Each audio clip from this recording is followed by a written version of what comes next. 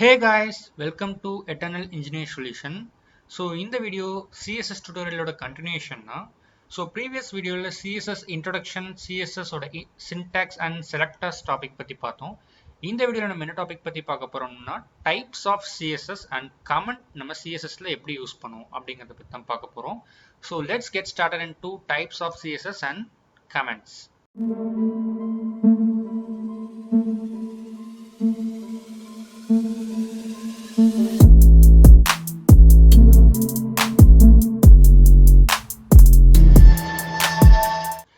So basically CSS ல 3 types of CSS இருக்கு.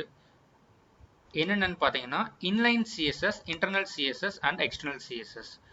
So இதுல first of all நம்ம பேசிக்கா inline CSS பத்தி first பார்ப்போம். Then internal and external CSS பத்தி பார்ப்போம். Inline CSS னா என்னன்னு பார்த்தாங்கன்னா inline CSS style may be used to apply a unique style for a single element அப்படின்னு சொல்றாங்க. இதுல single element அப்படிங்கிறது எதை குறிக்குதுன்னா h1 அப்படிங்கிறது ஒரு single element. Then pங்கிறது ஒரு single element. இந்த h1 குள்ள இருக்கிற content என்னன்னா this is a heading. This is a headingங்கிறது ஒரு heading. அந்த headingக்கு நம்ம அந்த லைன்லயே ஒரு ஸ்டைல் தரும். என்ன style தரோம்னா style is equal to color blue text alignment center. So இந்த லைன்லயே இந்த this is a headingங்கிற கண்டென்ட்க்கு நம்ம ஒரு ஸ்டைல் தரோம். So இதனால இது ஒரு inline CSS அப்படிங்கிறாங்க. இன்னொரு example paragraph tag. Paragraph this is a paragraph அப்படிங்கிற கண்டென்ட்க்கு நம்ம ரெட் கலர் அப்ளை பண்றோம், ஸ்டைல் அப்ளை பண்றோம். So இது இந்த லைன்லயே ஸ்டைல் அப்ளை பண்றதுனால இது inline CSS அப்படின்ட்டு சொல்றாங்க. So இதை நம்ம ரன் பண்ணி பார்ப்போம் ஒரு எக்ஸாம்பிளோட.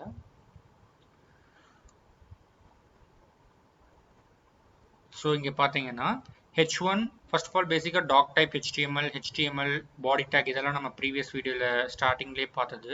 doc type HTML னா HTML எந்த டாக்குமெண்ட்டை ஸ்டோர் பண்றோங்கிறத குறிக்குது. தென் பாடி டேக் குள்ள நம்ம என்னென்ன கண்டென்ட்ஸ் எல்லாம் ஸ்டோர் பண்றோங்கிறத மென்ஷன் பண்றோங்கிறத நம்ம பாடி டேக் குள்ள சொல்றோம்.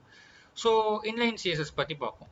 இதுல h1 அப்படிங்கிறது ஹெட்டிங் டேக். ஹெட்டிங் டேக் குள்ள this is a headingங்கிற ஒரு கண்டென்ட்டை போட்டோம். தென் h1 டேக்கை க்ளோஸ் பண்ணிட்டோம். ஸோ இந்த this is a heading அப்படிங்கிற வேர்ட்ஸுக்கு நம்ம இந்த லைன்லயே ஸ்டைல் எப்படி கொடுக்கலாம்னா பேசிக்கா நம்ம ஸ்டைல் டேக்ங்கிற வேர்டை வச்சு நம்ம என்ன கலர் கொடுக்கணும், like blue colour means blue அப்படிங்கிற கலர் மென்ஷன் பண்ணிக்கலாம். தென் டெக்ஸ்ட் அலைன்மெண்ட் சென்டரா வேணுமா இல்லை லெஃப்டா வேணுமா ரைட்டா வேணுமாங்கிறத அதை மென்ஷன் பண்ணிக்கலாம். ஸோ இங்கே இந்த லைன்லயே நான் ஸ்டைல் ப்ராப்பர்ட்டி தந்துட்டேன், கலர் ப்ளூ எனக்கு வேணும், தென் டெக்ஸ்ட் அலைன்மெண்ட் சென்டர் வேணும். அதனால இங்கே அப்ளை பண்ணனால எனக்கு திஸ் இஸ் ஹெட்டிங்கிறது டெக்ஸ்ட் அலைன்மெண்ட் சென்டரா வந்துருச்சு, தென் கலர் ப்ளூ வந்துருச்சு. அதே மாதிரி பேராகிராஃப் டேக்கும் திஸ் இஸ் அ பேராகிராஃப் அப்படிங்கிற வேர்டுக்கு நான் கலர் ரெட் கலர் வேணும்ட்டு இன்லைன்ல ஸ்டைல் மென்ஷன் பண்ணிட்டேன்.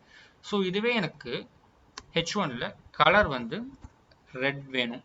அதே மாதிரி டெக்ஸ்ட் அலைன்மெண்ட் எனக்கு சென்டர்ல வேணாம், எனக்கு ரைட் சைடு வேணும் அப்படின்ட்டு மென்ஷன் பண்ணிட்டு ரன் பண்ணனா எனக்கு டெக்ஸ்டோட கலர் ரெட் கலர்ல வந்துடும், டெக்ஸ்ட் அலைன்மெண்ட் ரைட் சைடில் போயிடும்.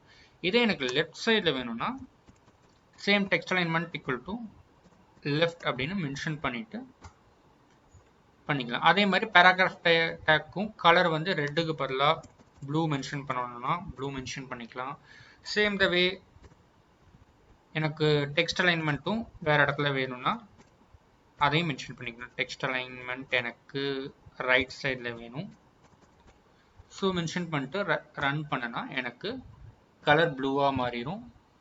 தென் கலர் ப்ளூவாக மாறல, எரர் என்னன்னா இங்கே ஒரு காலன் போட்டிருக்கேன். ஸோ காலனை தூக்கிட்டு ரன் பண்ணனா ஸோ எனக்கு திஸ் இஸ் அ பேராகிராஃப் அப்படிங்கிற கண்டென்ட் கலர் ப்ளூவாக மாறிடுச்சு, டெக்ஸ்ட் அலைன்மெண்ட் ரைட் சைட் போயிடுச்சு. ஸோ இதுதான் இன்லைன் CSS அப்படின்னு சொல்றாங்க. இன்லைன் CSSனா சிம்பிள், நம்ம என்ன ஒரு கண்டென்ட் கொடுக்குறோமோ அந்த கண்டென்ட்டுக்கு அந்த லைன்லயே ஸ்டைல் அப்ளை பண்றது தான் இன்லைன் CSS அப்படின்னு சொல்லுவாங்க. ஸோ நெக்ஸ்ட் இன்டர்னல் CSS பத்தி பார்க்கலாம். இன்லைன் CSSக்கும் இன்டர்னல் CSSக்கும் பெருசா டிஃபரன்ஸ். இன்லைன் CSSனா அந்த லைன்லயே நம்ம ஸ்டைல் ப்ராப்பர்ட்டியை அப்ளை பண்ணுவோம். பட் இன்டர்னல் CSSனா சேம் அந்த லைன்ல அப்ளை பண்ண மாட்டோம், அந்த லைன்ல அப்ளை பண்றதுக்கு பதிலாக நம்ம ஹெட்டர் கீழே அப்ளை பண்ணுவோம். ஸோ அதைத்தான் இங்க சொல்லியிருக்காங்க. Internal styles are defined within the style element inside the head section of an HTML page. Head செக்ஷன்னா இந்த ஹெட் செக்ஷன். இதை நான் ரன் பண்ணி காமிக்கிறேன், அப்போ உங்களுக்கு புரியும். ஸோ ரன் பண்ணிட்டேன். ஸோ இன்லைன் CSSக்கும் இன்டர்னல் CSSக்கும் இங்கே பார்த்தீங்கன்னா உங்களுக்கு டிஃப்ரென்ஸ் தெரியும். இது இன்டர்னல் CSS, இன்லைன் CSSனா உங்களுக்கு தெரியும், லைக்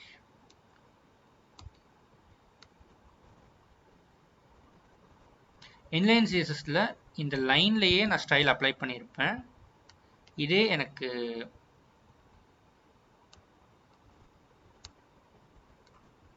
இன்டர்னல் சிஎஸ்எஸ்னா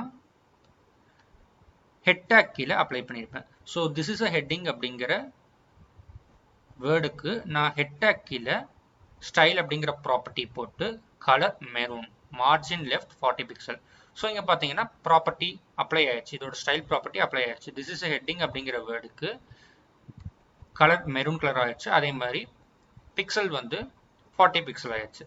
ஆனால் நான் பி டேக்கு அப்ளை பண்ணல. P tag this is a பேராகிராஃப்க்கு வந்து நான் அப்ளை பண்ணல. இதே நான் பி டேக்கு அப்ளை பண்ணேன்னா P tag colour red, margin 50 pixel,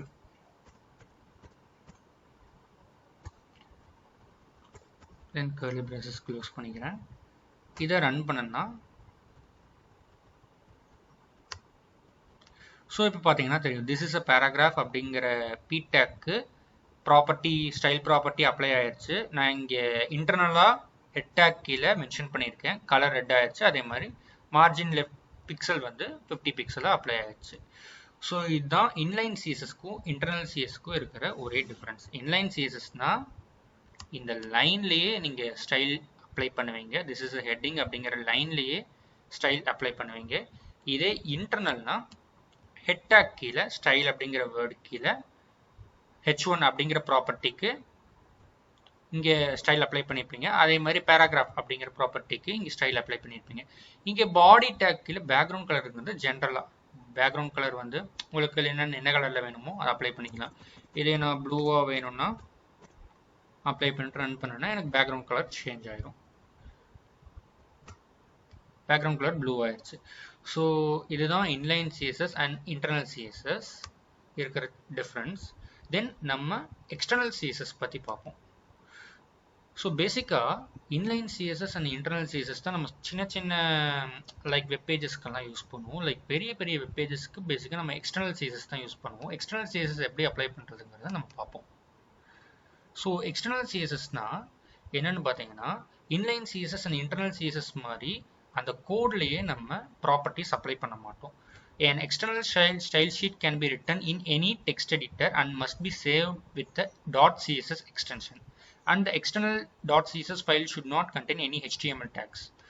so இங்கே எக்ஸ்டர்னல் சிஎஸ்எஸ்ல என்ன பண்ணுவாங்கன்னா இன்லைன் சிஎஸ்எஸ் இன்டர்னல் சிஎஸ்எஸ் மாதிரி அந்த கோட்லேயே நம்ம ஸ்டைல் அப்ளை பண்ணாமல் ஒரு தனி டெக்ஸ்ட் எடிட்டர் ஓப்பன் பண்ணி அந்த டெக்ஸ்ட் எடிட்டரில் நம்ம என்ன ஸ்டைல் அப்ளை பண்ண போகிறோமோ லைக் H1க்கு colour navy, margin left, so இதை ஸ்டைல் அப்ளை பண்ணிவிட்டு body background colour light blue இதை அப்ளை பண்ணிவிட்டு அந்த டெக்ஸ்ட் எடிட்டரை .cssல சேவ் பண்ணிக்கணும். இங்கே வந்து நம்ம mystyle.cssன்னு சேவ் பண்ணிட்டோம். ஸோ அந்த சேவ் பண்ண mystyle.css அப்படிங்கிற ப்ராப்பர்ட்டிக்குள்ள டெக்ஸ்ட் எடிட்டரை நம்ம இங்கே கால் பண்ணுவோம். Like link rel = style sheet href = mystyle.css அந்த நேமில் இருக்கிற டெக்ஸ்ட் எடிட்டரை இங்கே href = அப்படில கால் பண்ணிப்போம். ஸோ கால் பண்ணிவிட்டு நம்ம ரன் பண்ணோம்னா ஸோ அதோட ப்ராப்பர்ட்டிஸ் இங்கே அப்ளை ஆகிடும். ஸோ இங்கே நீங்கள் பார்த்தீங்கன்னா தெரியும் இன்டர்னல் சிஎஸ்எஸ் மாதிரி லைக் இன்லைன் சிஎஸ்எஸ் மாதிரி நம்ம இங்கேயே ஸ்டைல் ப்ராப்பர்ட்டிஸ் அப்ளை பண்ணியிருக்க மாட்டோம். இங்கே உங்களுக்கு நீங்கள் பார்த்தீங்கன்னா நல்லா தெரியும் இங்கே எந்த ஸ்டைல் ப்ராப்பர்ட்டியுமே அப்ளை பண்ணல. Style H1 = colour red and text alignment centre இது எதுவுமே அப்ளை பண்ணல. இந்த அப்ளை பண்ணாததுக்கு ரீசன் என்னன்னா நம்ம mystyle.css அப்படிங்கிற ஒரு டெக்ஸ்ட் எடிட்டர்ல ஏற்கனவே நம்ம ஸ்டைல் ப்ராப்பர்ட்டிஸை அங்கே அப்ளை பண்ணி சேவ் பண்ணிட்டோம். சேவ் பண்ணதை நம்ம இங்கே href = அப்படிங்கிற ஒரு டேக்ல நம்ம கால் பண்ணுறோம். அங்கே சேவ் பண்ண நேமை இங்கே கால் பண்ணியிருக்கோம். கால் பண்ணிட்டோம்னா அங்கே என்னென்ன அப்ளை பண்ண ப்ராப்பர்ட்டிஸோ அங்கே எல்லாமே இங்கே அப்ளை ஆகிடும். லைக் H1க்கு வந்து நான் ப்ளூ கலர் ஹெட்டிங் தந்திருப்பேன், நேவி கலர் தந்திருப்பேன். தென் மார்ஜின் லெஃப்ட் வந்து 20 pixel same as like inline and internal தான். பட் நம்ம எக்ஸ்டர்னலில் மட்டும் தனியாக ஒரு சிஎஸ்எஸ்ல டெக்ஸ்ட் எடிட்டரில் வந்து சேவ் பண்ணிவிட்டு அதை வந்து நம்ம href = mystyle.css கால் பண்ணி அந்த ஸ்டைலை வந்து இங்கே H1 அண்ட் P டேக்ல அப்ளை பண்ணுறோம். ஸோ இங்கே வந்து நான் external editor like visual studio இதெல்லாம் யூஸ் பண்ணாதனால எனக்கு இந்த எடிட்டர்லேயே நான் இங்கே அப்ளை பண்ணிட்டேன். ஸோ அதனால் உங்களுக்கு லைக் விஷுவலாக காமிக்க முடியல. நீங்கள் தனியாக விஷுவல் ஸ்டுடியோ ஏதாச்சும் வச்சுருந்தீங்கன்னா ஒரு டெக்ஸ்ட் எடிட்டர் எடுத்துக்கோங்க. அதில் வந்து உங்கள் ப்ராப்பர்ட்டிஸ் அப்ளை பண்ணிக்கோங்க. mystyle.cssன்னு ஏதோ ஒரு நேமில் கொடுத்து .css எக்ஸ்டென்ஷனில் சேவ் பண்ணிக்கோங்க. சேவ் பண்ணதுக்கப்புறம் அதை வந்து இங்கே கால் பண்ணி ரன் பண்ணுங்கள். ஸோ உங்களுக்கு ரன் ஆயிரும். ஸோ இவ்வளோதான் friends, 3 types of CSS: inline, internal and external CSS. Next நம்ம CSS கமெண்ட்ஸ் பற்றி பார்ப்போம். கமெண்ட்ஸ்னா எல்லாத்துக்குமே தெரியும். லைக் சி, ஜாவா எல்லாத்துலேயுமே யூஸ் பண்ணியிருப்போம். கமெண்ட்ஸ் எதுக்குன்னா ஒரு ப்ராப்பர்ட்டி ஒரு கண்டென்ட் எழுதுறோம்னா அது சில பேர்த்துக்கு என்னன்னு தெரியாது. லைக் ஃபார் எக்ஸாம்பிள் ஜாவாவில் system.out.println அப்படின்ட்டு அதில் அவுட்புட் ஸ்டேட்மெண்ட்டை பிரிண்ட் பண்ணுறேன். ஆனால் எனக்கு அது எதுக்கு அப்படின்னு தெரியாது. ஸோ அது என்னன்னு மென்ஷன் பண்ணுறதுக்காக தான் கமெண்ட் லைன் யூஸ் பண்ணுவோம். ஸோ பேசிக்காக கமெண்ட் லைன் அவுட்புட்டில் பிரிண்ட் ஆகாது. ஸோ இதில் வந்து 2 types ஆஃப் கமெண்ட்ஸ் இருக்குது. என்னென்ன கமெண்ட்னா single line comment and multi line comment அப்படின்னு சொல்லுவோம். சிங்கிள் லைன் கமெண்ட்னா ஒரே ஒரு லைனில் போடுறத சிங்கிள் லைன் கமெண்ட் அப்படின்னு சொல்லுவோம். ஸோ இதை நம்ம பார்ப்போம். ஸோ இங்கே பார்த்தீங்கன்னா தெரியும். First doctype, HTML tag, style tag. இந்த ஸ்டைல் டேக் கீழே ஒரு பி டேக்கு, இந்த ஹெலோ வேர்ல்டு அப்படிங்கிற பி டேக்கு ஒரு கலர் அப்ளை பண்ணியிருக்காங்க. Colour red. ஸோ இது ரெட் கலர் தானா அப்படின்னு சில பேருக்கு தெரியாது. So set text colour to red. So இதை வந்து நம்ம கமெண்ட் லைனில் மென்ஷன் பண்ணியிருப்போம். கமெண்ட் லைனில் மென்ஷன் பண்ணிட்டோம்னா இது வந்து அவுட்புட்டில் பிரிண்ட் ஆகாது. ஸோ இங்கே பார்த்தீங்கன்னாலே தெரியும், அவுட்புட்டில் வந்து இந்த comment line set text colour to red அப்படிங்கிறது பிரிண்ட் ஆகிருக்காது. ஸோ இதைத்தான் சிங்கிள் லைன் கமெண்ட் அப்படின்னு சொல்கிறோம். கமெண்ட் எப்பயுமே நம்ம /* தென் நம்ம என்னென்ன கமெண்ட் எழுதணுமோ எழுதிட்டு அதே மாதிரி எண்டிங்கில் */ அப்படின்ட்டு க்ளோஸ் பண்ணிடுவோம். இதுதான் single line comment. Multi line கமெண்ட்னா ஸோ இங்கே போட்டிருக்காங்க பார்த்தீங்களா, இதுதான் மல்டி லைன் கமெண்ட். ஒரே லைனில் இல்லாமல் மல்டி லைனில் இருக்கிறது மல்டி லைன் கமெண்ட்னு சொல்லுவாங்க. So same as like single line comment. நம்ம சிங்கிள் லைன் கமெண்ட்னா ஒரே லைனில் க்ளோஸ் பண்ணியிருப்போம். இங்கே 2-3 லைனில் எழுதுறதுனால மல்டி லைன் கமெண்ட் போடுறோம். பட் ப்ராப்பர்ட்டிஸ் சேம் தான். /* மல்டி லைன் கமெண்ட் யூஸ் பண்ணுவோம். தென் */ பண்ணிட்டு கமெண்ட் க்ளோஸ் பண்ணிடுவோம். ஸோ இங்கே பார்த்தீங்கன்னா ரன் பண்ணக்கப்புறம் அந்த multi line comment, this is a multi line கமெண்ட்டுங்கிற வேர்டு என்னோட அவுட்புட்டில் பிரிண்ட் ஆகலை. ஸோ இதுதான் சிங்கிள் லைன் கமெண்ட்டுக்கும் மல்டி லைன் கமெண்ட்டுக்கும் இருக்கிற சின்ன டிஃப்ரென்ஸ். ஸோ அவ்வளோதான் ஃப்ரெண்ட்ஸ், இந்த வீடியோவில் நம்ம 3 types of CSS: inline, internal and external CSS பற்றி பார்த்தோம். தென் கமெண்ட்ஸ் பற்றி பார்த்தோம். ஸோ நெக்ஸ்ட் வீடியோவில் ரிமைனிங் இருக்கிற டாபிக்ஸ் பற்றி ஒவ்வொன்றா பார்ப்போம். இந்த வீடியோ பிடிச்சிருந்துச்சுன்னா வீடியோக்கு லைக் பண்ணுங்கள், தென் ஷேர் பண்ணுங்கள். எட்டர்னல் இன்ஜினியர் சொல்யூஷன்ஸை சப்ஸ்கிரைப் பண்ணுங்கள். தேங்க்யூ.